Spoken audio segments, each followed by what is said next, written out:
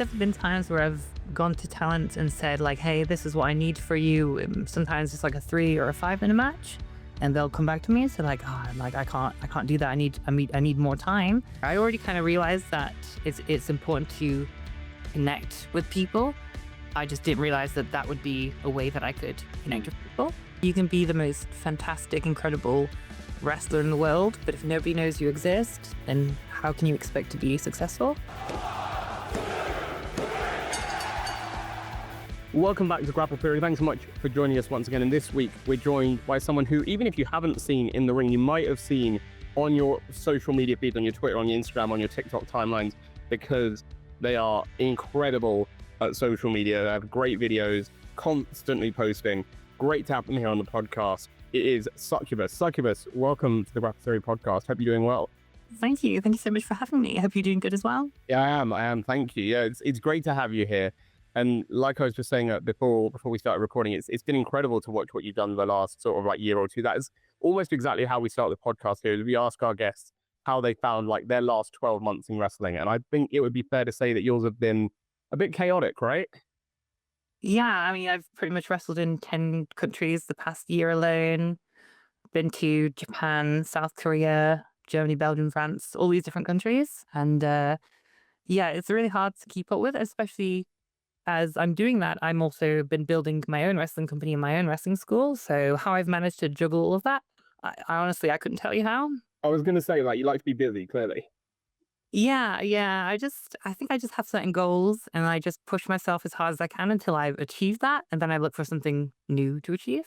No, that's amazing. I think that's always good to be pushing yourself and always be looking, to the future of like, oh, what can I do next? Like, that's really good. I think that's a great way to be. I mean, like, talk to me about we're going to talk about all the places you've been and everything you've done, but talk to me about especially like South Korea and Japan, because again, Japan is somewhere that like I think a lot of wrestlers aspire to go. But South Korea is a scene that I feel goes a little bit under the radar and like something that like isn't as talked about generally, especially on like the indie circuit over here. I mean, how did that all come about and what did you make of that entire experience? Well, yeah, you're right. A lot of wrestlers do really idolize this idea of going to Japan. It is obviously on everyone's kind of like to-do list to wrestle a match in Japan. And for me too is the same case. And being able to do it with Tajiri at my side was a fantastic experience. So that was all great. I would say, however, that going to South Korea, I think I enjoyed that even more than going to Japan. And I don't think people realize that, at least for the company that I work for in South Korea, which is Pro Wrestling Society, PWS Korea, they're really just exploding in growth the last 2 years. They've kind of exploded in a similar way that I've exploded. So the two of us kind of like working together has been huge. And I just love the culture. I love the people, and just being in that kind of atmosphere with that, with just that type of culture. It's really, yeah, it's been a lot of fun for me. Yeah, I was going to say like it seems like they like the crowds over there, the people over there really took to you. Like, I mean, like obviously it seems like you've been growing everywhere, but like especially over there, it feels like the crowd really got behind you and like backed you like quite early on. Yeah, the thing with PWS is that they are a very character and story driven show. So as long as you have those things going for you, the crowd's just gonna love what you do. They might be booing you at times, but they love that they're booing you. Yeah. So yeah, it's been truly fantastic. No, I love that. I love that. And like you said with Japan, like again, to be able to do that with a wrestling legend in the form of Tajiri, like that must have been a crazy almost like pinch yourself. What the hell is happening kind of moment. Yeah, well, yeah, I first met him actually when I was in South Korea, and then being able to go back to a company called Kyushu Pro Wrestling, which is a promotion that Tajiri wrestles for all the time. Yeah, being told that, hey, you're going to be managing Tajiri was like, whoa, that's crazy. I used to watch this dude growing up. He's one of my favorite wrestlers. All the time, people ask me, like, what's your dream match? I never have an answer for them because there's not really many people that I look up to or that I really want to work with. But just recently, I kind of thought that having a mixed tag team match, me and Tajiri, is kind of a dream match for me. That's something I would love to see happen. Maybe it'll happen over in Japan, maybe at Nebula Wrestling here in the UK. I'm not sure, but I'm excited for the possibility of that happening in the future. I was gonna say, you say that as the dream match. Is it like any opponent will do at that point? Like you could face any tag team and you'd be happy? Like, Pretty much, yeah. yeah. Yeah. What about over here? Like in Britain, are there any like you could do like a almost like a like against a couple sort of thing? Like in terms of a tag team, are there any like Brit Rest like power couples that you'd be like, yeah, we could take them on? Um, so a weird thing about me is that I don't really watch wrestling. I don't really keep up with what's happening on the UK wrestling scene. So I couldn't really say many names. No, that's fair. That's fair. I think like again, that's something that I think maybe is like in terms of that like sort of like my bad for assuming, but also a thing that I think is almost quite healthy as well to have like things other than wrestling that you do right that you're 100%. passionate about. So it's not just all wrestling all the time. Hmm. Like Yeah, totally agree. yeah, Um, you're quite level. yeah, I think I mean, there are some people who they're all about wrestling. They need to know every company, every wrestler. It just kind of consumes their life. And if that's what they enjoy, cool. For me, if you were to look around my house and go through all my drawers and everything, you would not find anything that would even suggest that I'm a wrestler. There's nothing in my house because when I'm not wrestling, I just don't. It sounds bad, but I kind of don't want anything to do with wrestling. Of course, I enjoy wrestling, but when I'm not doing it, I just want to put my PS5 on. I want to play a few video games. I want to have a hot drink and just relax. Like that to me and then that in a way kind of gives me the energy to continue wrestling and continue doing what I love. But yeah, it just kind of depends like how you enjoy wrestling and how you consume it. Yeah, for sure. For sure. What about if I said like in that case, like we'll take it off wrestling here on the podcast and be like, you're a big gamer. What are we talking like in terms of like desert island games? Like if you say if I said you had to pick like 5 games that you could play for the rest of your life, what would they be? So the first two on the list would be Last of Us Part One and Two. Those are my two favorite games. Absolutely adore them. I just love stories. A lot of the games that I like are very story driven, or at least most of them are. For another one that perhaps isn't a story driven game, Minecraft. I love Minecraft. Um, Uncharted 4, and we'll throw Knights of the Old Republic on there as well. Yeah. So yeah, what about you? I go like very like old school. I'm very nostalgia driven in my games. So Mhm. like I love Knights of the Old Republic. I'm a big Star Wars fan. Like Star Wars is like I see. yeah, like Star Wars, wrestling, music are like my 3 main loves in life. So, so that's like that would be a big one. I love again like the old school ones, like the ones I grew up with. So like Spyro and Crash Okay. Bandicoot a Mhm. lot. And what else do I enjoy? It's definitely not a nostalgia game, but I really like the first South Park video game. Oh, okay. Yeah, I was looking at that recently, actually, thinking about maybe playing it. I know it came out a long time ago, but Yeah, I think it's like quite fun. Like it's quite fun, especially like obviously if you like South Park, it's fun. And then like the gameplay is like it's not good, but it's like fun bad. You know what I mean? yeah, sure, for sure. And Crash Bandicoot I think Crash Bandicoot was like the first console game that I ever played Mm. on the PS1, the first Crash Bandicoot game. I think I've actually got some Funko Pops in my house somewhere. No, I love that. Like, yeah, Spyro is the big one. Spyro is like the big nostalgia one for me. Like, so Mm. for like handheld, it's Pokemon, like Game Boy and stuff. But like for PlayStation, it's Spyro. Right. I wasn't. So I have a brother. When we were younger, Spyro was his game. Crash Bandicoot was my game. I would always let him play my Crash Bandicoot game because I'm just a good sibling like that. He would never let me play Spyro ever. Like I think there was one time he like caught me playing it without his permission, and he was so upset. So I never really got to enjoy Spyro. But I know they've come out with I think the reignited. Yeah, the remaster. Yeah, yeah, you gotta play. You gotta give it a go. It's like Yeah, I think I will. I think it's a really solid game. Like even without the remaster, just in terms of like the actual gameplay and like what you actually had to do in it and how almost complex the game actually was for like the fact it was aimed at kids. Right. Yeah. I think it's quite enjoyable. Yeah. When I do, I'm going to take a picture of it and I'm going to send it to my brother. I'm like, huh, finally. God, 20 years later, I'm yeah, finally playing it. this time. Yeah. And then you'll beat it in like a day, and you'll be like, I'll be fair in a day. What are you gonna do? Yeah. Yeah. I love that. I think that's great. I think that's great.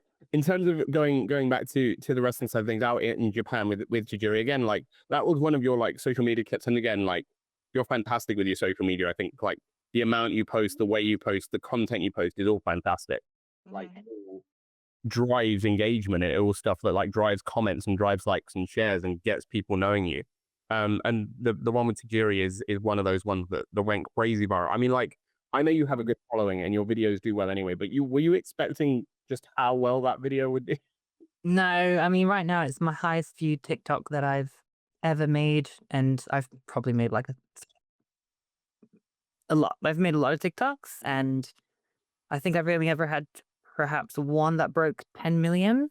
And right now the Tajiri one is at 15 million and still growing. And yeah, I was not expecting it. I think when I uploaded it, I was like, this might do okay. But I was not expecting it to go super viral the way that it has. Yeah. What about like in terms of your relationship with him? Like, I mean, first of all, how was it being a manager? Like, how was that experience? Really fun. Um, I was working with four wrestlers who I think between them they had like 100 years of experience. They're all like 20-year veterans to do as I've been doing for a long time. Um, and they just wanted to do goofy stuff. And I love that. I love goofy wrestling. So a lot of the match, which is available to watch on YouTube, if you check the Kyushu Pro Wrestling YouTube channel, a lot of my involvement was just me kind of just crawling into the ring and just being weird, causing a distraction, maybe the odd flirt here or there, all stuff that kind of fitted my character, and it was great. It was a lot of fun. Yeah, all fantastic guys as well, very, very talented, and also just the pace that they worked is something I really appreciated. I mean, granted, they are older, but they really understood, like, how to build to those bigger moments and make everything meaningful, and the psychology was just so good. I really looked up to all these guys, not just to Tajiri, and thought, like, you guys are freaking good. Like, you guys really know what you're doing. Like, how do I become like this? So yeah, really, again, really good experience.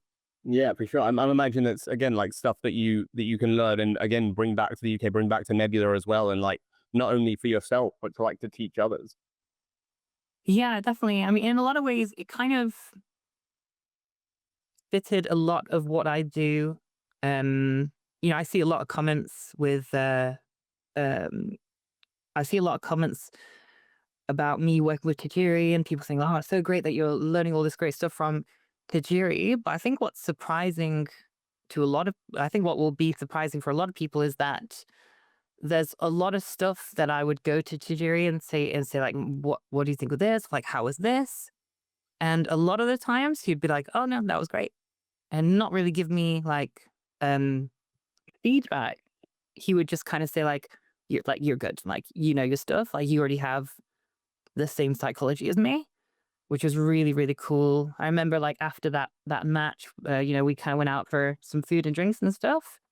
And I've never told Tajiri that I want to go to WWE or wherever, but just out of nowhere, he was like, "You could go to WWE," and I was like, "Okay, that's cool. If you think that, then I must be doing something right." I was going to say that's Um, super affirming, right? for sure, and that's what a lot of kind of like the theme was of like when it comes to me kind of being under Tajiri. It wasn't necessarily all the stuff that I'm learning from him, but all the reaffirmations of your psychology is good. You know what you're doing. You know how to connect with the audience. Just keep doing more of that. Which has been it's kind of helped me lean into my character more and kind of because sometimes when you're the only person who's working a certain style within your environment, you start to question if it's like the right thing to do. Mm. Should I be working like this? And you're kind of holding back a little bit of not fully leaning into it. But as soon as I ended up in places like South Korea and Japan, and I had all these people around me who'd already kind of like been to the top, and having not just Tajiri, but a lot of people tell me like you're good. You know your stuff. You understand the business. You understand that what we do is about building a connection with people. And so yeah, it's been a great experience, not just what I've learned, but what they've kind of helped reaffirm to me. For sure. And I am I right in thinking again in us speaking in the build up setting this up, you're heading back out there soon?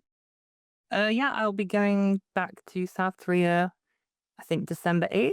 I'll be there for 2 weeks, hanging out with Tajiri again. And yeah, I think it's 2 shows for PWS Korea. Um, so yeah, I'm really looking forward to that. I'm actually bringing one of my students with me as well, which is super exciting because he's only been training for about a year at this point. Oh And wow. he's already kind of catching people's eyes. His name is Matthew Moraes Mantix, one of my top students. Fantastic, amazing character. He's a mathematician. He wears all blue. And yeah, so he'll be coming with me and training with Tajiri. And yeah, it's a huge opportunity for him as well. Yeah, for sure, absolutely. He's someone that you reckon like people over here should be keeping an eye out for then. 100%. Yeah. 100%. Tom Campbell is a big fan of him as well. He's been like wearing his t-shirt, wearing his merch, and yeah, Matthew Murray's Mannix is definitely one to look out for. I think he's gonna do some really big things. I love that. I love that. That's amazing. That's amazing. I was going to say in terms of as well having been had all those experiences and now coming back and being back in the UK for a little bit and obviously like once you're back from Sakura again in December like being back here with Nebula like what I guess like I'm trying to say like not necessarily what do you miss about over there but like is it very clear the sort of like not just like in terms of day-to-day life, but like wrestling wise, the sort of culture shocks that you get in terms of how things work over here compared to like over in South Korea and Japan. Um, Sorry, could you rephrase the question slightly? Yeah, so in terms of like when you're back there, like especially when they're like training and teaching and like seeing shows and how they run and how the crowd are, like Mhm. it's sort of like affirm those sort of like almost those cultural differences in how shows like work and run compared to like when you're out in Japan and South Korea. Um, well, it's kind of interesting because the way that we run shows at Nebula is actually very similar to how they run shows in South Korea for PWS. We're both very character and story driven. We realize that, at least for us, wrestling is about building an emotional connection with the crowd. And so, in terms of like the style of like what we do, it's very similar.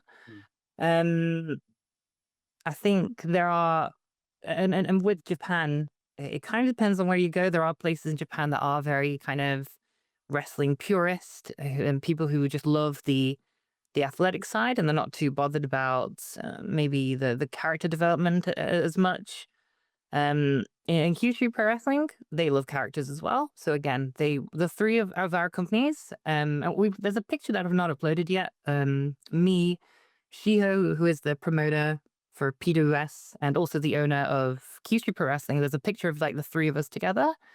And when we kind of look at that picture, we're just like, oh, like we're like the three innovators of our countries. We're like the three people who are really pushing hard like the characters and the story and all the stuff that we believe makes people fall in love with wrestling in the first place. I never turned on the TV, saw like a moonsault and thought, yeah, now I'm a fan. Is it impressive? 100%. Like if you can do that stuff, then have at it. But for me, when I first started watching wrestling, I fell in love with the characters. It was Undertaker, it was Shawn Michaels, it was Jeff Hardy, it was Tajiri, it was all these, Rob Van Dam, all these people who were, some of them very athletic, but that's not what truly built that deep connection with me. That's not what made me fall in love with them. It was always the characters and the story situations that they would find themselves in. Yeah, for sure. No, I totally get that. And like, I mean, off the bat, I've got to ask, like, is there potential for like a three promotion crossover show at some point? Do you I think think so. you'd like? Yeah, I think I would love to definitely have a Nebula versus PWS Korea kind of crossover show. I think that would be a lot of fun. Would love to have Tajiri in Nebula in the future someday. I think again that would be a lot of fun. And yeah, again, I think a lot of British kind of wrestling companies. I think they operate kind of different from how we operate in Nebula. I think Nebula is very unique in a lot of ways, where we do value the stories and the characters very highly. Um, but then there are some shows that just enjoy the the athleticism. They just enjoy the super kind of technical style wrestling. And that stuff is still fantastic. I just like to take things in a different direction. I still value the British wrestling style and the things that came before. And I still use some of that, but I also at the same time want to push things forward and be like, yeah, I've watched World of Sport. Sometimes I watch little clips here and there. And I love that. But I, at the same time, realize that if wrestling is going to evolve on the UK wrestling scene, we have to move past this stage that we're at. We have to push things forward. And that's what I'm trying to do with Nebula Wrestling. For sure. Yeah, absolutely. Yeah, absolutely. I totally get that. And like, that's the thing as well. I think like for myself as well, I've always like, in terms of wrestling, like I'm very much into all kinds of wrestling. But for me, like the weird stuff is the stuff that gets me, like the wacky shows, the like really gimmicky, costumey, out there shows, I think are what really like I enjoy the most. And I think it's really cool to see like Nebula like embracing that, and like a few other companies as well over here embrace that as well. I think like I just like that side of it. I just want it to be fun, right? You just want to go and to watch wrestling and like have a good time. Yeah, I think wrestling, although we are technically in the wrestling industry, I think the overarching industry that we're actually in is the entertainment industry. And a lot of people probably don't like to think of it that way, but that's what it is. We're entertainers. Like we're not like we're not quite a sport. What we do is very choreographed. But again, it just goes back to building a connection with people. Wrestling is a variety show. If you just want to do like the pure kind of like wrestling action type show, then you can do that and that's fine. But for me, wrestling is all about variety. It's all about you can have comedy, you can have romance, you can have action, you can have all these kind of different genres and kind of envelop them into what we do. And I think that's what helps us grow as a business because there are lots of people who are not wrestling fans, are adamant that they will never watch wrestling, but they might be a fan of horror films. And when you introduce a horror character into wrestling, well, suddenly you've caught the attention of like a whole group of people that didn't care about wrestling before.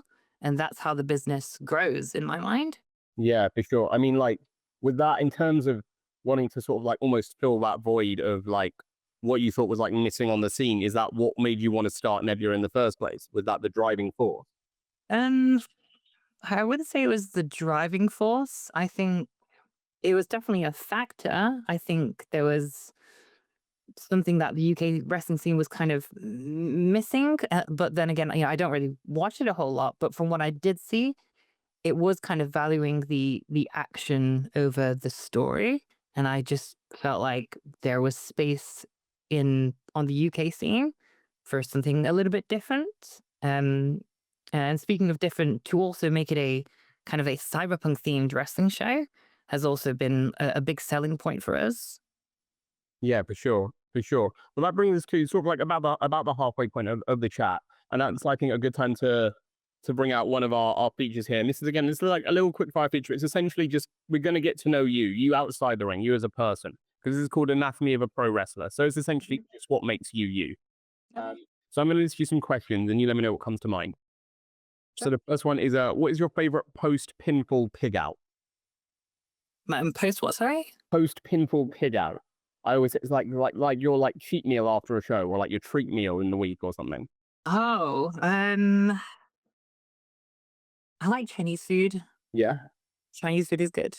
What do you get? What's your go-to? Anything that has like king prawns in it, like maybe a sweet chili king prawn type dish. Yeah, I like that. I like that. The next one is the next one's like they're not all food based, by the way. But like the first one is like, what would your classic like death row last meal be? I mean, Chinese is really good. um, yeah, I mean, I like so many different foods. I like pizza, so I just have pizza. Yeah, Oh yeah, I love pizza on my way out. yeah. I mean, that's always good, right? Like that's a good way to go. The next one is what's like the song that gets you the most hype? The song that gets me the most hyped. That's a tough one because I'm not a huge music person. I don't really listen to a lot of music. Okay. Which I think would surprise a lot of people. Yeah, that is surprising. Um, yeah, so I'm not too sure on that one. No, fair enough. What about movies? Are you big on movies? Oh yes, Then definitely. okay, well the next one is what is the movie that you show the locker room? A movie that I'd show the locker room. Uh, like a wrestling related one, just like No, any. no, no, just anything. Like if for some reason everyone's turned up like 3 hours early and you got time to kill and you're like, oh, we're gonna watch this. Um, Logan. Logan is my favorite movie. Yeah, it's a good choice, a strong choice. Mhm. Like anything, anything Wolverine is always cool, right? For sure. Yeah, I'm really glad that he's kind of joining the MCU. Really excited to see where that goes. Also, like a new video game coming out soon. Mm. No, I like it. I like it. The next one is the next one's a bit of a throwback. Says, what was your first job? First job. Oh gosh. Delivering newspapers. Oh, it's classic. That's a Yeah. first job. Yeah, Mhm. that's a good. You enjoy it? No, not really. I don't think the pay was worth it. Um, Or is you think it is when you're younger, right? And then it never actually is when you look back on it. yeah, yeah. I also like kind of like damaged my fingernail one time somehow. Like I had like a letterbox like closed on my finger, and yeah, I don't know how that happened, but yeah, I think that was the last time I did actually. Yeah, that was it. Gave up. Like, yeah, work injury. No, not going back. Yeah, I was like, I can't do this anymore. I'm sorry, Dad. I'm just gonna go do something else. And now you take bumps for a living. So Yeah, yeah. amazing. The next one gets a little deep. You don't have to go too deep if you don't want to. It's what's your greatest fear? Greatest fear. Greatest fear. Um, I think my greatest fear is just ending up with no like friends around me, Mm, no kind of like community or people around me. I think that is probably my greatest fear. sure, but you definitely have that now. I can't see that changing. Yes, I think Nebula has been a big part of that. I have a huge community around me. They're all very supportive of me, which is fantastic. And I love that. I love that. The next one is what is your favorite animal? Oh, part of me wants to say wolf, Yeah. What does the other part want to say? the frog. I just love frogs. Frogs are just cool. Yeah, why not a mix, right? I'm sure Yeah. that's been done before. I actually have like a bunch of like frog t-shirts that I wear pretty often. So yeah. Amazing. I love it. The next one is what is your favorite like wrestling stipulation, like match stipulation, either to watch or to be in? So I always had this kind of dream that if I was working for like a big company, whether it be WWE or AEW, and they asked me any match stipulation you want, what do you want to do? I would say Inferno match. I think because of my character that I am a succubus, a demon from hell. Mm. I think having the Inferno match is like my match that kind of I own would be super fun. Yeah, no, I like that. I like that. What about Nebula? Nebula Inferno match. I'm sure that Inferno matches are relatively cheap to put on. Yeah. I'm not sure how the landlord would feel about it. Exactly. I'm sure Bonnies are totally chill with it. Yeah. Yeah, yeah. I probably just don't even have to ask him. Sure, it'll be fine with it. Amazing. The next one is what is your favorite place in the world? Favorite place in the world is South Korea. Yeah. Any particular part? Seoul. Yeah. It is. Yeah. Yeah, I would like to get out of South Korea. I think again, like Japan is always the goal, but I feel like South Korea, because Japan is always the goal, goes quite underappreciated. Yeah, I mean, I've now that I've experienced both, Japan is fantastic and amazing, but I think South Korea is just a little bit more chill to me. I think people are just a little bit more less stiff, and I think again, Japan is fantastic. If you have the opportunity to go there, you definitely should. But I think South Korea is also a fantastic place to visit. No, for sure, for sure. And then the last one is apart from South Korea, let's say, what is it? What's your dream holiday destination?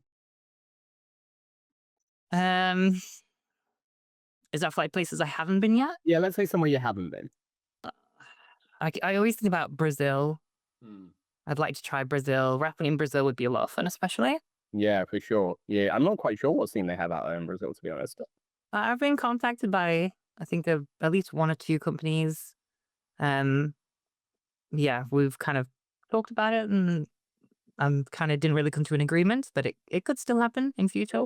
Yeah. Fingers crossed. Yeah, let's see what happens. Right. Amazing. Well, that brings an end to that feature. Before we get into our closing one, just a couple more points I want to get onto in terms of, well, in terms of like, again, almost your like your viral ability, like in terms of the way you market yourself, because I think that's something that's so impressive and also so important, because I think it's something that not a lot of wrestlers are great at. I think a lot of wrestlers are like good at it. I think there's a fair few that are really good at it. Mhm. I don't think a lot of them are great at just advertising, that pushing themselves constantly like the way you do.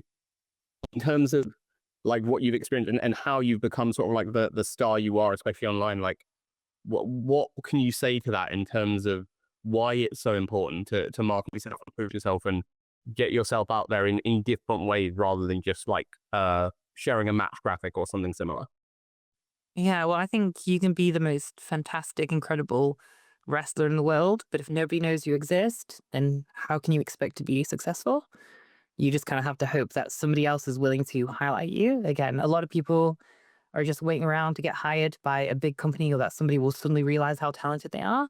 But I've built my own career just from my own work and just posting these videos and kind of just marketing myself, marketing my character. It is something that I would encourage wrestlers to do. I think, again, don't think of it like you're becoming a social media influencer. It might look like that on the surface, but all you're doing is you're being a social media marketer. You are marketing your character to people, you're marketing your ability. Um, and also, if you are going to do that, try to get out of the habit of just posting wrestling clips, just clips of you in the ring doing like moves. I see a lot of people who are trying to do the social media thing, but they're just posting moves. And a lot of the time, moves are cool, but it's not the thing that makes people connected to you. If you can post something that shows off your personality, whether it be your real life personality or your character, as long as people are getting connected to it, then that's good. You should put that out there. But I think that's something that is missing a lot right now. People actually don't realize that this can also be an avenue for making a living from wrestling. A lot of people, that's a big dream for a lot of new wrestlers. They all say, like, I want to do this for a living. It's like, well, that's going to be a lot harder if you're only collecting your kind of money from like one revenue, which is just wrestling. There's going to be like a limit of like how far you can really go with that, especially at the beginning. However, if you are posting content and you're collecting a little bit of ad revenue, you're selling your merch online, and you start pulling in from all these different revenues, suddenly making wrestling your full-time job is a much more realistic dream that you can actually achieve. Yeah, for sure. Absolutely. Couldn't agree more. Absolutely. Like, yeah, I think saying so many more wrestlers could be doing so much more of. I mean, in terms of for for yourself, like obviously you had like that first clip that went viral was the sort of like the face plant one, right? Yeah. Like, was that? I don't want to say was it intentional, but was it something that you looked at and you were like, oh, there's a market for this in terms of the content you produce, in terms of like the sort of like funny fail videos, the funny like gimmicky like jokey videos, like things like that. Was that like something that like it happened and then you were like, oh, there's a market for this, or was it something you were originally trying to tap into in terms of a market? Um, I I don't think I realized that it could be something that I could make myself like blow up from. I didn't realize that I was gonna. I think when that video first went viral, I suddenly had like 50 to 100,000 TikTok followers, and then it clicked with me that, oh, perhaps this is just something that I could do because a lot of people really connected with it. They found it funny. They followed me. They wanted to see more of that stuff. And that's everything is just kind of grown from that one point. That first viral video and everything that I have now kind of came from that. Um, so sorry, I forget your exact question. No, in terms of like, was that something that again you initially like were trying to sort of tap into, and then that one went viral, or was it something that you weren't initially trying to actually tap into, and it just happened, and you were like, oh, there's a market for it? Oh yeah, it was unintentional. It Yeah. just kind of happened. I remember the day that I filmed it. It was people were in the ring. They had just finished doing a little bit of training. I think I forget if it was sparring or a match or whatever it was. And one of them was just kind of laying there, and I had my phone, and I didn't have time to explain what I was going to try and do. But there was another student stood next to me. I just gave him the camera and I said, just film this. And then I just ran. And then, I fell. People found it really funny in the room. I didn't think much to it. I was just like, this is a funny video, but probably nobody will, it's not going to go viral or anything because it's just me falling on my face. It's just some ridiculous thing. It's not like it's a wrestling clip or something that people I thought would find interesting. And then I posted it and it blew up. It went viral. And yeah, so that's when everything kind of clicked for me a little bit that, okay, maybe there is something here. I already kind of realized that it's important to connect with people. I just didn't realize that that would be a way that I could connect with people. For sure. I think it's something that's really apt though, because again, and I know it's not the same thing, but as someone who like yourself has also like a sort of like an adult content creation page, you might understand it well. Like I've spoken to so many wrestlers where their point like on social media, especially wrestlers who have other like OnlyFans accounts as well, where they're like, yeah, most of the traffic we get is like not from the wrestling photos, it's from the other photos, Mhm. right? And like again, it sort of brings back to the point of like it doesn't necessarily matter like how you're like, I suppose it does in certain ways, but like if you're getting out there, if you're getting your name out there, like that part doesn't necessarily matter, right? Like if like you're doing like the fun clips, or if you're promoting your OnlyFans or whatever, like if that's getting you attention, then they're going to stay for the other things as well. Yeah, it kind of, once you form a connection with people, they want to know more about you. They're following you because they want to know more about you, or they want to see more of whatever video they connected with you on. And, a lot of times I think about like Santino Marella. Um, and obviously he became a very, very successful wrestler.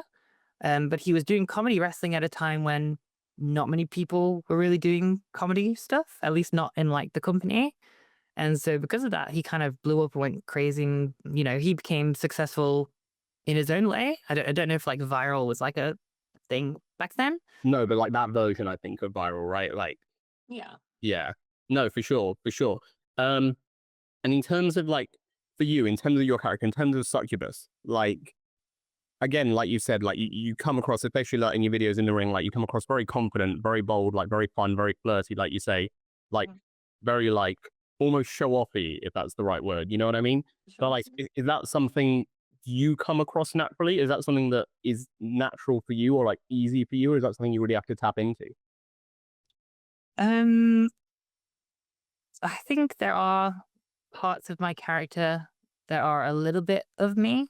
I think the flirtatious side of things perhaps is a little bit of just my own personality, or perhaps even what I wish I could be. Like, I wish I could be confident in the way that my character is confident. Like, I wish I could be kind of like flirty and sexy, but I'm not always kind of like that in real life. A lot of the time, when people meet me, they're surprised by how like quiet I am, Mm. that I don't really talk a whole lot, especially with people that I don't really know.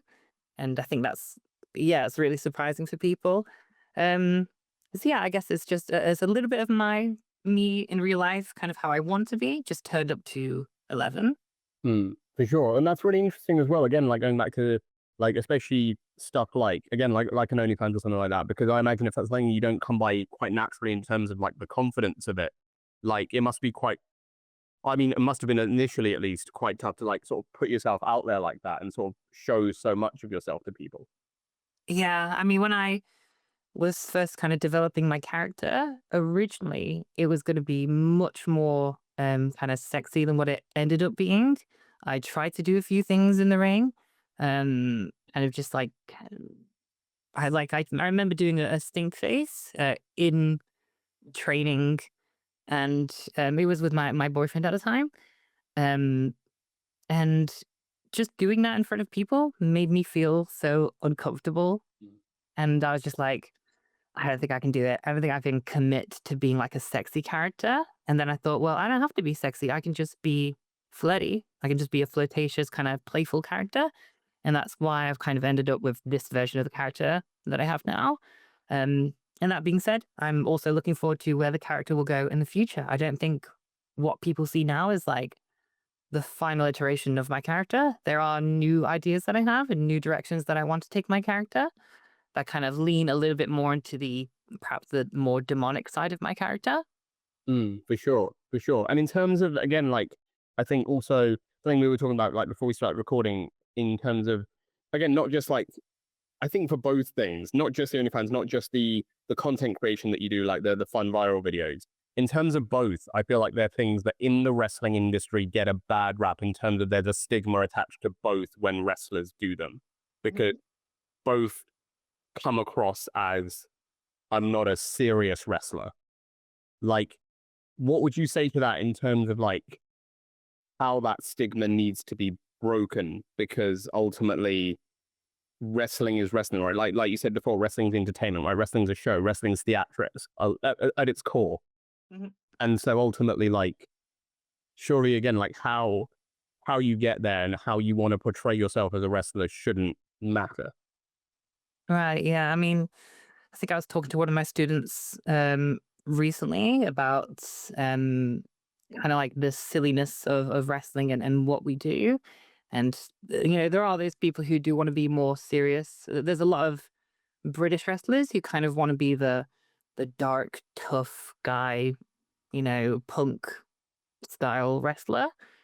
But because they all want to do that, they all end up being the same. None of them actually stand out. Like the punk style gimmick is very, very common. Sometimes I get my students that want to do that, and I kind of encourage them to be more than just like a punk style wrestler. But I was talking to my student recently about the silliness of wrestling, and in a way, it's really silly that two people are having a. I know people don't like to use the word. Two people are having a fake fight in the ring, which is already insane, and it's even crazier that people are willing to pay to see it. What we do is already ridiculous, so why not just lean into that ridiculosity and just have some fun with it? Everyone's there because they want to have fun. Yeah, And it's the same thing that like comes to mind when, again, it's not something I'm a fan of in terms of the term, but like intergender wrestling, right? Where people are like, oh, you should never man face woman. Is like it's all fake. Like it's all essentially really athletic acting. Like why wouldn't you? for Like, sure, yeah. you know what I mean? Like it's like why does that matter if everything's fake anyway? Like you wouldn't say that about a film or a TV show if that was happening. Yeah, which is also a great example is that a movie is also fake. Like Iron Man is not a real guy, but you're still paying money to watch it. Why? Because of either one or two reasons. You either care about the character or you want to know what happens in the story. Wrestling is no different. I think what we do is, we're kind of making live action movies. That's what wrestling is to me. It's a live action movie. There are no cinemas that exist in the world that I'm aware of that sell tickets to movies that have no story and it's just like an hour and a half of fight scenes. Like they don't exist for a reason because nobody really cares about them. They care about it when they care about the person in the fight. I'm not saying you can't do all the crazy technical stuff, the big moonsaults, the high fly stuff, all that stuff is great, but it is so much more meaningful when you add the character, when you add the personality, when you actually care about the person in there. All the wrestling is just so much more meaningful. So one of the first things that I teach at Nebula, how to develop an emotional connection with the crowd. Even before like a lot of the moves, we teach them like, okay, you're doing the moves, but it's not really the moves that are winning the crowd over. It's you. So you have to find a way to make them care about you before they care about your moves, essentially. Yeah, for sure, for sure. I mean, like, does that again? It's tough to say because again, as someone who openly yourself like doesn't watch a lot of wrestling or like care a lot about wrestling in terms of when you're not doing it, like, Mhm. does it put a chip on your shoulder almost to like? Do you want to prove that you're more than just like a viral TikTok wrestler? Um, I don't, I don't know. I don't know if I do have something to prove. I'm traveling all over the world. I'm pretty successful in my own way. I have my own company. I'm working with people like Tajiri in Japan. So yeah, I don't know. I don't think I have anything to prove because I think there's always going to be people who don't like what I do, who are going to be very, very vocal about the style that I wrestle or the stuff that I do outside of wrestling. And I'm just never going to win those people over. So it's almost pointless to me to try to prove my worth to those people. No, for sure, for sure. And I love that. I think that's great. I think like again, you come across as like very confident in like who you are and what you want to do, and I think that's really important. I think that's like Thank you. I think that's like a key thing, right? That's the most important thing I think for anyone, no matter what profession you're in, right? As long as you're confident in yourself and your abilities and what you can do and what you want to do, Mhm. and then you can go out there and try and achieve it. For sure. Yeah. No, I love that. Again, something like we're talking about, like again off camera is in terms of the way you as a booker, like, and other bookers like operate in terms of the way you sort of are giving directives to people, getting people like, this is your match, this is what you're going to do. And I know that again, there's all been a lot of discourse about that recently. Is that something that like you've had experience with, where wrestlers are not necessarily like happy with the lot they're giving? You have to like put your foot down. Yeah, sort of. There's definitely been times where I've gone to talent and said like, "Hey, this is what I need for you." Sometimes it's like a 3 or a 5 minute match, and they'll come back to me and say like, "Oh, like I can't do that. I need more time." And I would say, "Why?" And they say, "Well, because I can't steal the show with a 5 minute match." I would tell them, "I don't need you to steal the show. I just need you to work the story." Sometimes the story is actually more important than the match. And if you do a good job of that 3, 4, 5 minutes, then okay, next time when I bring you back and I do give you 10 minutes, okay, then you can go crazy. Then you can show what you're made of, like wrestling wise. But sometimes we just want to set up that story first. Maybe we want to introduce a new character and really put them over that, oh, this is a really dangerous guy. Like he can finish people that are much bigger than him, like super quick. We just want to set that up. And then later is when we can give them a longer match when we've kind of established his character or the story that we want to tell. Yeah, for sure. I imagine that's something that like again must be difficult as a promoter to like have to be sort of like the boss in that regard. Also, I imagine the wrestler's reaction to that, be it good or bad, tells you then a lot about where they're heading. Yeah, because if later down the road I put the belt on you, and maybe we do just want to have a very shocking moment where somebody's going to beat you very, very quickly because wrestling, it's all about the story, it's all about the moments. And you come back to me, you say like, I'm not going to do it. And it's like, oh, okay. So we now can't tell that story with you. We are creatively stifled because of your inability to follow directive. And that's not helpful for me. For sure. Is that something you find quite easy or quite hard as a promoter to like to be that guy to like put your foot down like that? Um, I mean, I like bossing people around. So yeah, probably. That brings us nicely to sort of like the end of the chat. I got one final sort of quick fire feature for you here. Um, Okay. and this will be like sort of almost like I guess a bit of a throwback in terms of like the wrestling you probably like would have watched growing up if you don't watch a lot now. Because this is essentially this is Build a Wrestler. This is like your 2K stat card where I'm going to list you off like the attributes, and I want you to name a wrestler whose attribute like you take that attribute of theirs. Oh, I see. Like sort of build your perfect wrestler. Build my perfect wrestler. Okay. So, like you'll see as we're going through, but like the first one is like strength. So, like whose strength would you want essentially? Um, John Cena. Yeah. What about speed? Speed. There's a wrestler called Edgar Adams. I don't know if you're aware of him. He calls himself the Speed Demon. I feel like I know the name. Yeah, yeah, he's a fantastic wrestler, really incredible. And so, yeah, I wish I could move as quick as he does. We're talking proper fast. Yes, like part of his entrance is like he just hits the ropes as quick as he can. Okay, yeah, that's a little terrifying as well. Yeah, especially because he calls himself the Speed Demon. Yeah, he's a fantastic addition to the Nebula roster. No, I love that. I love that. The next one is promo ability, like on the mic. Who's the best? I want to say CM Punk. Yeah, I mean that's just a natural one, isn't it? Like so good, so like almost like effortless makes it look. Yeah, I really like his promo style, but I also love the way that he puts his character over with his Yeah. promo. I think that's what really he puts his character over whilst also connecting with the audience. And like we've kind of mentioned many times, like that's a big part of what makes wrestling fun for me. No, for sure, for sure. The next one is in-ring ability, like whether it's high flying or technical or whatever it may be. Um, Shawn Michaels. Yeah, I like that. That's a good choice. Like classic one, right? Yeah, in my mind, Shawn Michaels is the best wrestler in the world. Yeah, for sure. The next one is ring gear. Oh, a ring gear. That's an interesting one. Again, it all goes back to the character, right? Yeah,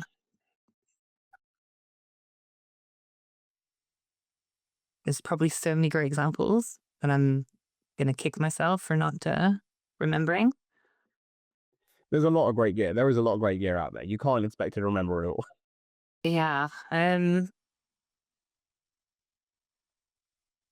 part of me, I mean, Finn Balor is a really great one. Mm. Whenever he would do like the demon stuff in NXT, and people just loved that so much. Again, just applying his character and just taking it to an 11. Yeah, So that's probably Finn Balor. nice one. The next one is a finisher. Finisher, I'm probably gonna go with Jeff Hardy's Swanton Bomb. Yeah, nice, like it. And the final one is entrance. Like we're talking like the whole theatrics of it. They're like the music and the actual entrance itself, not just one or the other. Mhm. And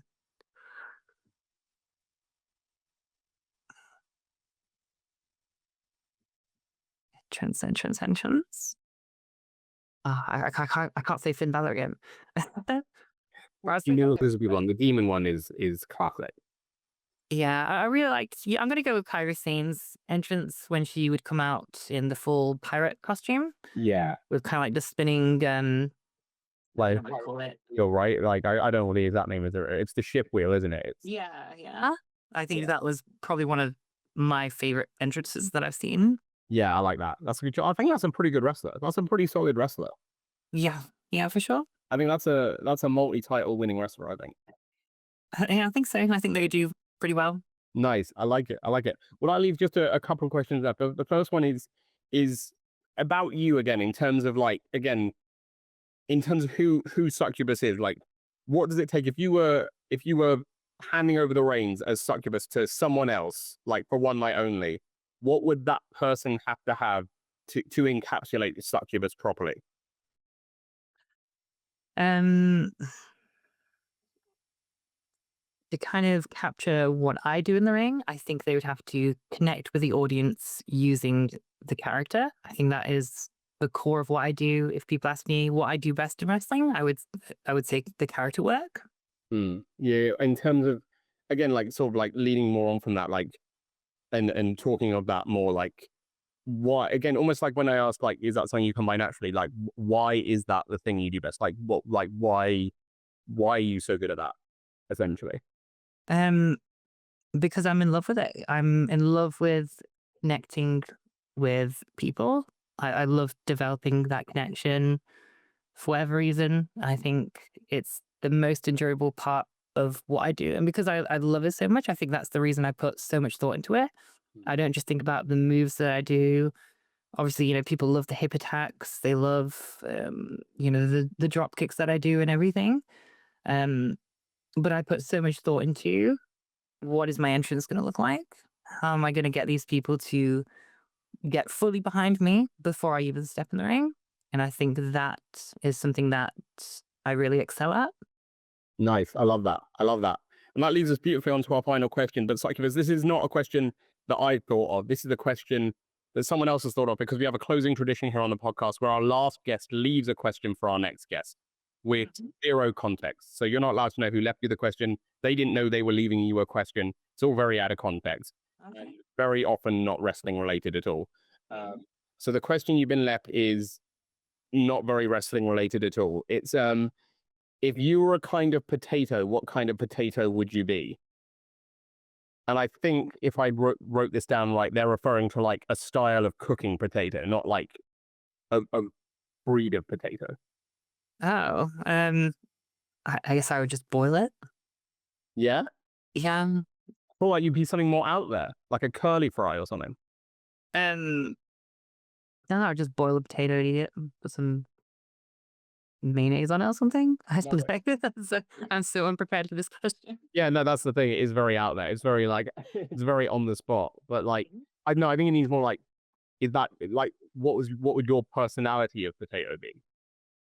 My personality is potato? And not like how you cook it, but like Oh. in terms of like your personality is quite out there. So I said like curly fry 'cause it's like quite like it's a little like fiery, it's a little quirky, it's a little different from everything else, you know? Oh, yeah, maybe a spicy curly fry? Yeah. Yeah, Like something a little out there. yeah, I think so. But you go boil, like when you're cooking, you just go boiled. You just go boiled with mayo. Huh? When you're cooking potatoes, like in terms of like a favorite, you go boiled. Yeah. That's crazy. That's a little wild, I'll be honest. Boiling a potato? Like, is that not something I don't know. I've never actually cooked potatoes. I don't know. Oh, that's it. That's the big takeaway from this. That's Yeah. the headline right there. I have so much to think about now. I know you got to go cook some potatoes now. Yeah, I think that's exactly what I'm gonna go do. Yeah. Amazing, amazing. Well, that brings us to the end of the podcast. Succubus, thanks so much for joining us. I hope you've enjoyed it. Yeah, it's been fantastic, and thank you so much for having me on. Well, of course, it's been a pleasure, and congratulations on everything you've been doing. It's been fantastic to see the way you've been growing and everything you've been doing. It's really great to see. We always end our podcast by giving our guests the final word. So if someone sees you at Nebula Wrestling or out in South Korea, out in Japan, out anywhere in Europe, if someone comes to a show and Succubus is on it, why is Succubus going to steal the show? Um, I think I'm gonna come with a maybe a bit of an unexpected answer. Is that I never want to steal the show. I don't want to because stealing the show to me means that you're taking something that doesn't belong to you. And to me, it's like not the right mentality to have. I think I'm a part of the show. I will do whatever I can to make that the best show it can be without spoiling the plans of like the booker, the promoter. So to me, it's like, it's never about stealing the show. It's just about making that show the best it can be, if that makes sense.